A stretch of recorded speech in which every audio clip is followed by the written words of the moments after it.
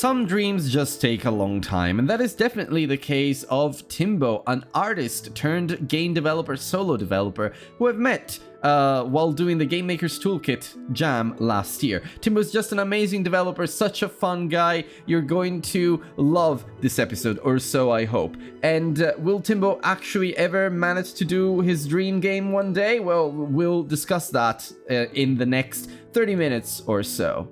I'm Anthony Wolf. Welcome to the Indie Diarist.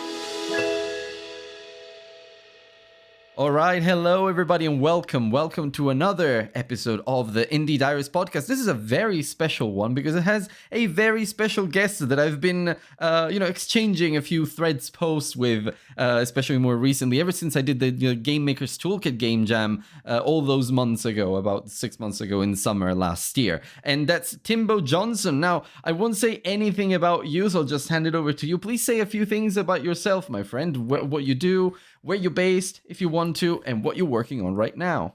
Right, yeah. Hello, everyone. I'm Timbo Johnson. I'm based in South Wales, the UK South Wales, not the Australian New South Wales. Okay, I didn't even know there was an Australian South Wales, but all right. You find out about that when you live in a South Wales. In one of the two South Wales, yes. So I am an solo indie game developer. I've been at it for probably about year and a half, 2 years now. I've kind of lost track. I've released one game commercially, Bubblefrog DX, and now I've worked on a bunch of projects because ADHD, but I'm currently juggling two projects. One is a cozy game where you just run around picking up trash, and the other one is an idle/clicker game based on Monster Hunter. An idle clicker game based on Monster Hunter. I don't know if I've seen that one on your profile, but it sounds very, very interesting. But it's very, very impressive to me that you've only been doing this for like a year and a half. You clearly have like an eye for game design. We'll get to that. Maybe there's a background there that I'm not aware of. But before we do that, as I mentioned in the email, we do have a little icebreaker segment here. There's going to be music like in a quiz show, and we're going to. It's going to run for about 60 seconds. I'm going to try and answer as many questions as we can in about 60 seconds. So I'll keep them short, just about one sentence. First thing that pops to your mind, just shoot it out, and then we'll discuss later if we want to expand. But are you ready for this? Yep, let's go. Okay, perfect. So you're going to hear the music right about now, and I'm going to ask you as a first question, what's the first game you ever fell in love with? Zelda on the NES.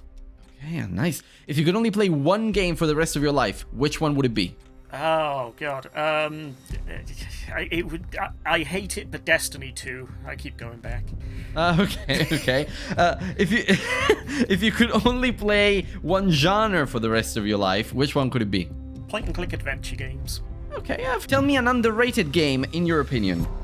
I'm going to get the name wrong now. It's Promised Mascot Agency. I played it not too long ago, and I think it's amazing, and it deserves way more. I interviewed the guys from that one. We'll get back to that. Pitch your game in one sentence.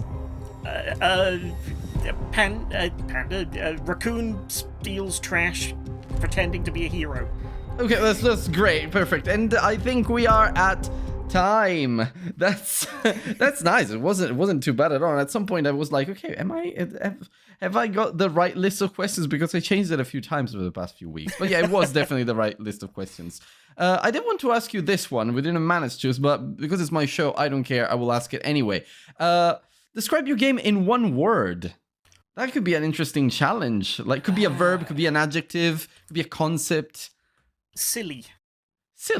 I like that. Okay. I think that sets the scene and the tone right for the rest of this episode, I believe. So yeah, amazing. But now we can relax. We've done the very quick fire segment. We can just slow down a little bit and talk about everything from pretty much the beginning. So if you've listened to other episodes of the show, you know that I like to think of these as kind of memoirs, little journals, diaries of the guests that come onto the show. So I want to start from the origins of your story, and then slowly we'll get back to the present. So what is the first thing that you remember that has to do with video games in your life? Like your very first memory? It would... I have a very, very bad memory, and even worse for my childhood. But Okay. so I don't remember the order. So it was either playing Pong on an Atari 2600, Okay. or it was playing one of the Dizzy games on a Commodore, but I don't remember which Commodore. Okay. Well, I guess it must have been like it must have felt like magic at the time. Oh Like you were yes. into like for people who are much younger, maybe they've. I don't know if there's any listening to this podcast because maybe many are like game developers who are probably in their 30s like me. But like the younger generations, they were born with video games. They were Yeah. born with digital. It's just a completely different thing. Like when you come from toys and then you see video games for the first time, it's just impressive. You're not constantly immersed in it. Um, I'd say even like within video games, in you and my lifetime, it's evolved so much. Like I started yeah, out on tape deck, and then going on totally. to Uh huh. discs, and then going on to cartridges, and so on and so Hmm. forth. But also like the jump from 2D to 3D. I always feel bad for the current generation because they'll Yeah. never get that jump. Like you look at the difference Yeah, between a I know, right? PlayStation 4 and a PlayStation 5, the There graphics isn't are much. slightly I agree. better. Whereas the Hmm. jump from Super Nintendo to N64, that blew my mind. I think we're going towards more like smoother gameplay rather than more realistic and refined. Yes, there are some Yeah. like diminishing returns in graphics, I suppose, but yeah, it's diminishing. That's in the very sense of the word. So yeah, and well, you mentioned that you only started just about a year and a half ago. When did you realize that you wanted to make games? I suppose it was some sort of like a aha moment for Well, you. I've always liked the idea. Like Uh growing huh. up, I used to draw down ideas for games and so on, but Uh it huh. never seemed like something I could do. So, probably about 10 years ago, I decided I want to make art for games. And I discovered Okay. that a lot of first time indies who will give you a chance as a first time indie artist, the sky's the limit on what they can do, and the feature creep kicks in, and the scope gets all out of hand. And Yeah. every project I was part of failed. So Oh after a while, I no. just gave up and decided to just work on my artwork. I travelled the Okay, UK okay. selling my art at conventions, and Uh-huh. then it was actually the Pico 8. I saw that and I thought I can do this. Turns out I Okay. couldn't do it. Uh, I had no understanding of. I think it's Lua it uses and programming and all Lua, that. yeah, I know Lua. I don't like programming in Lua because I've done like a little when I was still learning to code by myself and such and whatnot. There was like a game development course that used Love 2D and Lua. I didn't really enjoy it as much as on Godot, where Yeah, you, for example, can put together pieces using nodes and such. It's a lot more like a playground. With Lua and Love 2D especially, you have to build everything from scratch, yeah. including the canvas, including your render functions. For me, it was a little bit too technical, and it took away from the creative side of it. But people will have different opinions on Yeah. that. Obviously, it's just Oh, my I've personal. learned after getting into game development, every code is the worst in the world and every code is the best in the world. It just depends who you ask.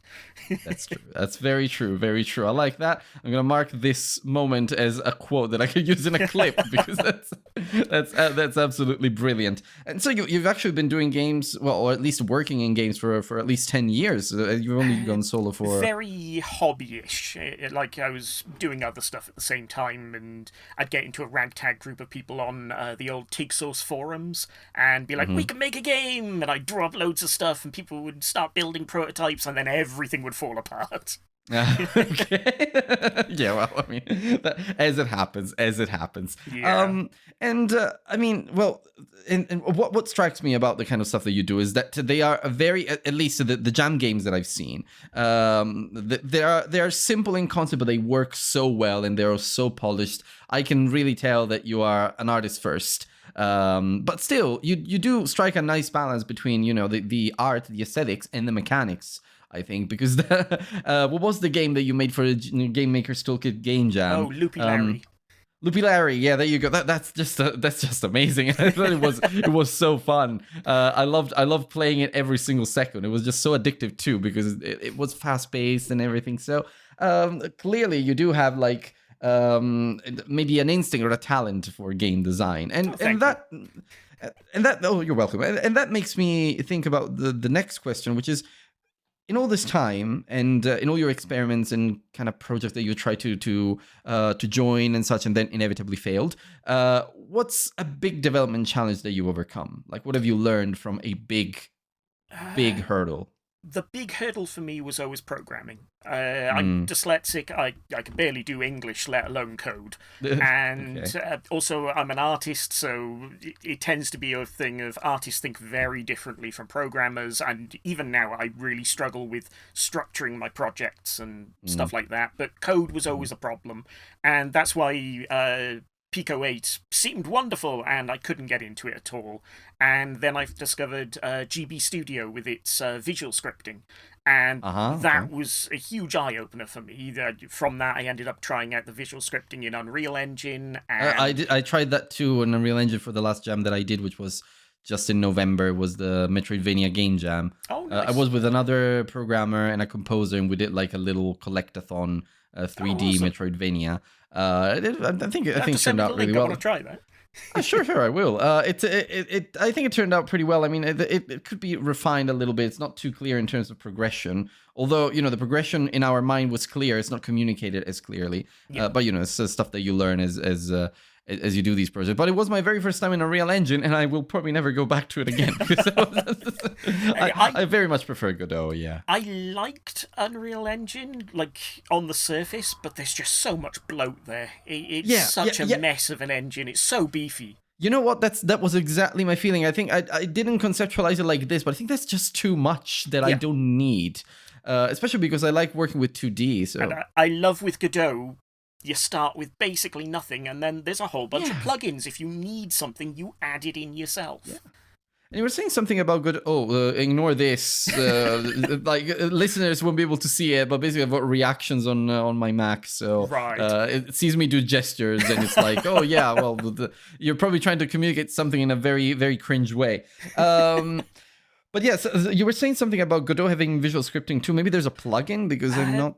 well, as far as I can tell, it used to have visual scripting, and then I don't remember which version it was, but it was like the version before I tried it out, they decided to drop it. It was becoming too much of a mess, which at the time they Okay. were changing so much so quickly, completely understandable. There is a Okay. plugin Yeah. now, but weirdly enough, because they'd removed the visual scripting and I'd already committed to giving it a try, I ended up giving the coding a try, and I actually found I really got on with their scripting language and the way nodes work. Like that just Yeah. works in my brain.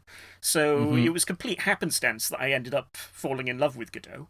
Yeah, that's another reason why I mean I know that in Unreal Engine you can also use C++ and code in C++, but it is a little bit more fun to do like the node system and Yeah. well not system but the connection system and whatnot, and use the visual scripting with blueprints. And it does work in a lot of ways. I think it's intuitive to an extent and whatnot. But as you say, there's just a lot of bloat. But I do just miss going into a very simple engine and just coding, just Yeah. doing line by line what I want the program to do. It has its own way of like its own fun element Yeah. because it's kind of like putting together building blocks.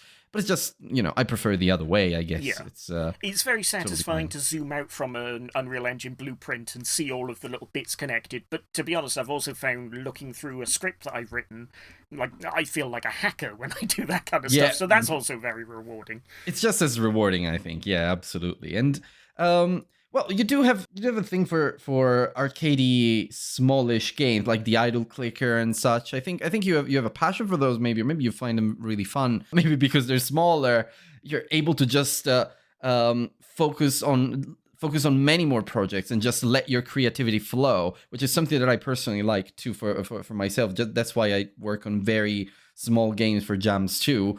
But there's this argument that you probably know in the indie game development community, which is make small games. It's something that even Juniper Dev, who someday maybe will be on this podcast, I hope so, because she's amazing.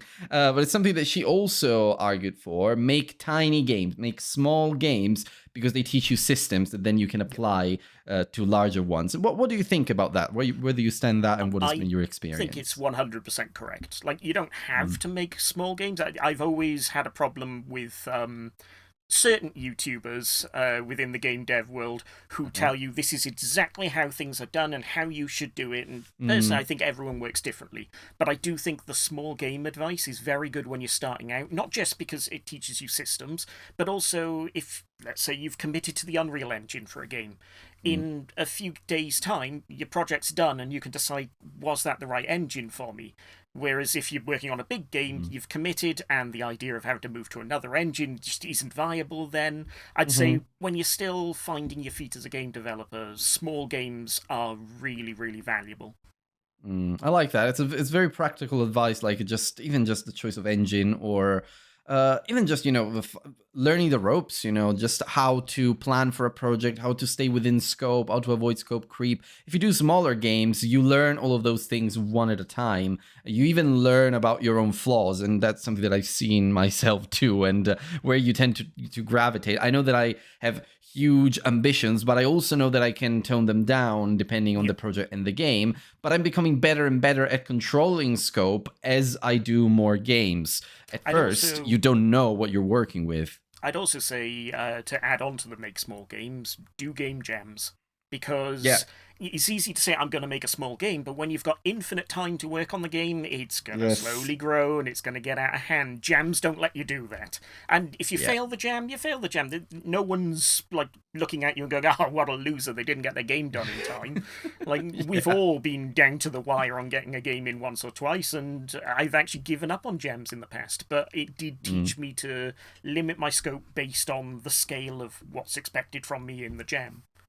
I don't know, man. I find game jams addicting in my case. I really like them, and I absolutely side with you on that when it comes to that advice that you mentioned. Like, do game jams; they are fun, and I agree on the deadline front. For me, it's the one thing that keeps me coming back to game jams, because I know that if I had unlimited time, virtually unlimited time, a deadline that I set for myself, I know it would just get out of control. I'd say another valuable thing about jams is if you're just starting out, they're a really good way of meeting other developers.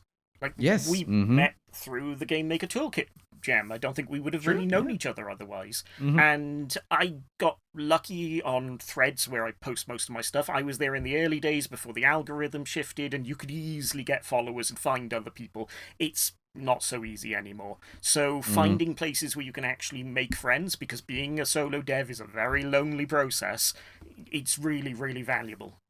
I totally agree with you. Yeah, absolutely. And in all of these small games that you did, what would you say was the hardest feature to implement, and in what game?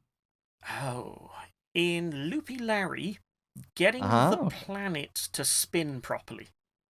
It sounds so dumb, and looking back, there's a ton of ways I could have done it easily. At the time, I had no idea what I was doing. That was a very outside of my comfort zone game. And I finally got it working properly, and then Larry kept falling through the planet because I'd set it up to have like a collision box on the planet, and because it was rotating, he was clipping through it and all that kind of stuff. So, yeah, that actually turned out one of the most simple and unimportant things was the most pain in the ass to actually get working. How did you solve it? Like, how did you solve the collision box problem? I ended up putting a little invisible collision box underneath him, so he's not actually running on the planet to spoil everyone's fun. Okay. So he's running on like a little... the planet is just there for aesthetics. The objects rotating on it still have their death collision, but there's no actual collision on the planet itself. Very, very, very clever. Love it. Okay. Yeah, well, that's very smart. And that's one of the many things that, make me fall in love with game development every single day, every single time I hear about these things. Like, it's a very tiny trick. You don't notice it. It's just something that works behind the scenes. You wouldn't know it's there. You would just assume that there's collision on the planet because there is collision on the obstacles anyway. Yeah. And by the way, listeners, if you haven't tried Loopy Larry, it's just obviously a game jam game, very, very small and arcadey, and I love it. You can I will have links in the description of the episode, obviously, to check out Timbo's itch page. Do give it a try because it's so fun and so quirky. I think you also put I don't know if you managed to do it. I think you put the pawn from Yes. the break in there. Okay, In the yeah, as a unlockable skin characters at the bottom, there's a cameo thing where you can play as the pawn, and it just awkwardly bounces up and down. Beautiful, beautiful. And yeah, in case you don't know, for the Game Maker's Toolkit Jam last year, I did a game that's called The Break, where you play as a little chess piece that needs to escape the office in like a corporate loop. That was the main concept and idea. So Timbo at some point decided to put the pawn in Loopy Larry as an unlockable character, and I was so flattered by that. So yeah, that's incredible. Okay, so well, let's do a little bit of a game since we are game developers and players. It's just very simple. Choose one of your games. Think about physical toys and how you would recreate your game with physical toys. Obviously, toys. I actually had a discussion with someone over this, the difference between toys and games, and like, what is it? And the consensus we seem to come to is that toys have no goal. The whole idea is play, whereas games, they have some kind of goal. Whether there's a fail state or not, there's still some kind of objective within them. So it's interesting to think about converting a game to a toy. I guess with my current one, Trash Panda, I would probably turn it into... I don't know if you ever saw that toy years ago where it's like a basket and you turn it on and butterflies pop out. You got to catch them in nets. Okay. I'd probably turn it into something like that, where the trash comes out of the trash can and you've got to use your little grabber to try and grab the trash and like see who's got the most points at the end or something. Love it. I was not expecting an answer like this, and I think it works perfectly. All right, and obviously, having made a bunch of small games and such, you've had a lot of people play them too. I think Loopy Larry had some success on itch as well. Like when it was released, there were a lot of people that found it interesting and intriguing. So, what would you say has been one of the most memorable reactions that someone has had to one of your games? Oh, it would have to be I think a Twitch streamer. I know he's on YouTube. I don't know if he dual streams. Rob Poke. Lovely guy, and he's been supporting my games since the beginning. And he played Bubble Frog on stream, and just watching him try to complete one of the levels that is notoriously mean to 100% it, and seeing him slowly lose the will to live, I'll admit I got a disturbing amount of pleasure from that. That probably makes me look like an arsehole. No, it's fine. It's fine. I mean, I bet that's what Team Cherry thinks every time they see someone struggling with Bile Water in Silksong. I mean, I love that game, but god damn it, Bile Water. I completely understand their mentality now. Make it harder. Yeah. Miyazaki putting swamps in everything. I get it now. Yeah, make it harder but fair. That's the important bit. I don't know if Bile Water is fair. It's definitely trolly to an extent, but anyway, I don't know if you've played it, but if you played Bile Water, but I haven't. Okay, well, I do recommend Silksong. It's just a little gem. It's absolutely. I started it and I discovered just how horrifically bad I am at it. And like, I was bad at the first game, and then discovering that everything hits you for like double the damage of the first game, and all the movement tech is different. Like, I'm not built for this.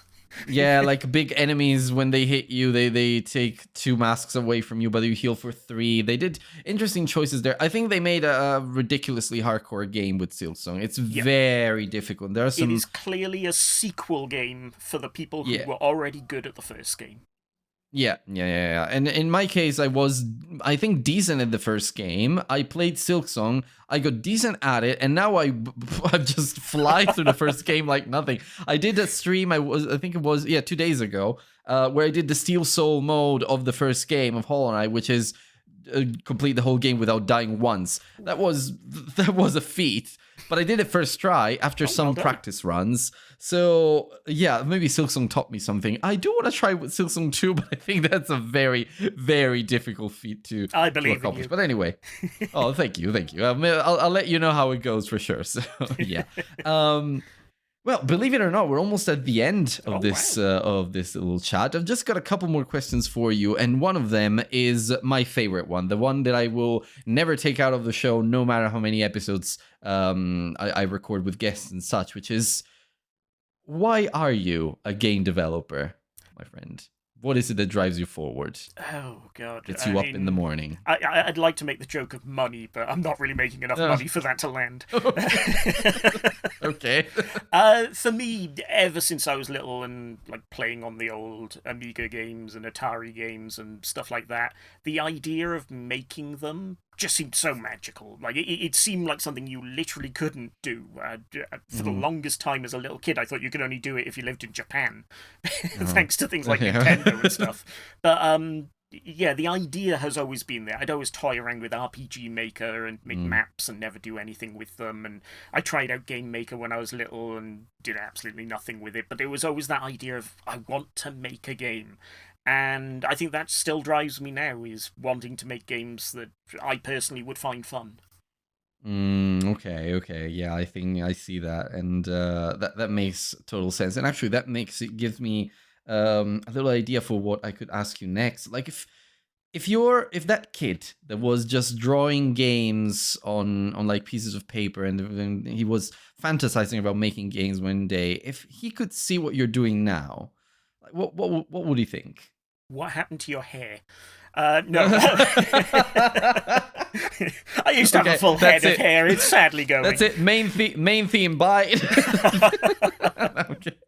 He'd probably be disappointed I'm not making something like Final Fantasy because I was obsessed Oh. with that game as a kid.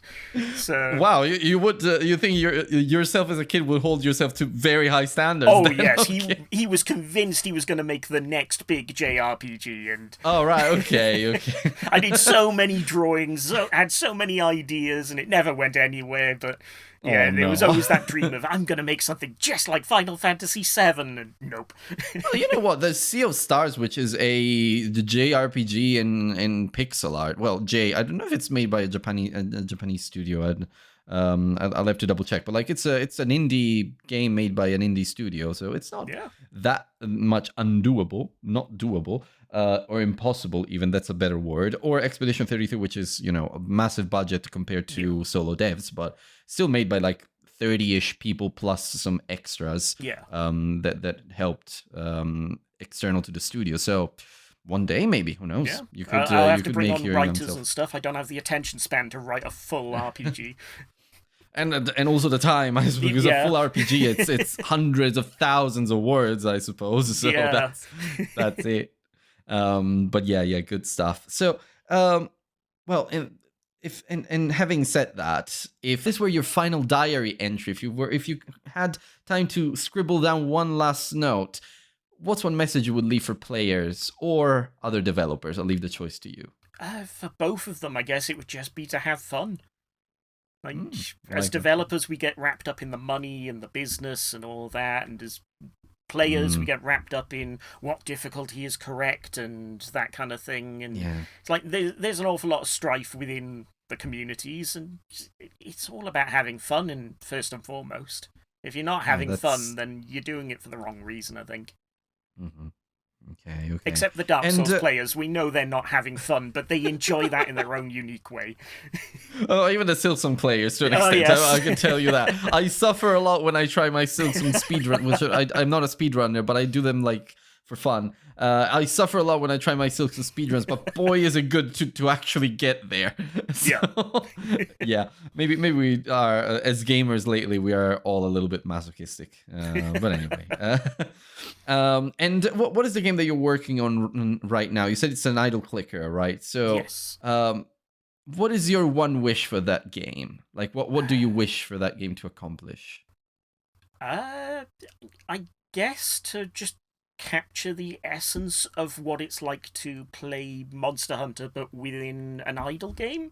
Like, it turns out that's really difficult to do. Like, started out, it's like, it all makes sense. You send people out on hunts, they're on timers, you Mm, can do farming and all that, but then actually making that enjoyable, even in an idle way, but also mhm, feel like it's inspired by Monster Hunter instead of just slapping labels onto mm. bars.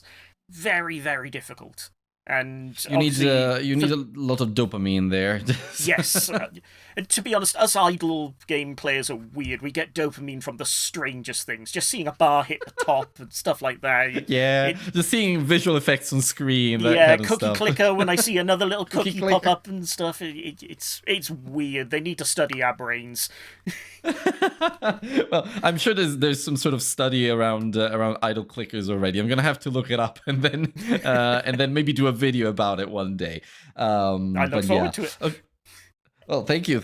Me too. Not for the brain-numbing effect that study's gonna have on me, because I'm gonna have to play some idle clickers too. But we'll see. But that's for science, I guess. Yes. Well, thank you so much, my friend Tim. It's been been a an pleasure. absolute pleasure having you here. I just have one last question for you, which is, where can other people find you? And if they do, what's the best way to support you?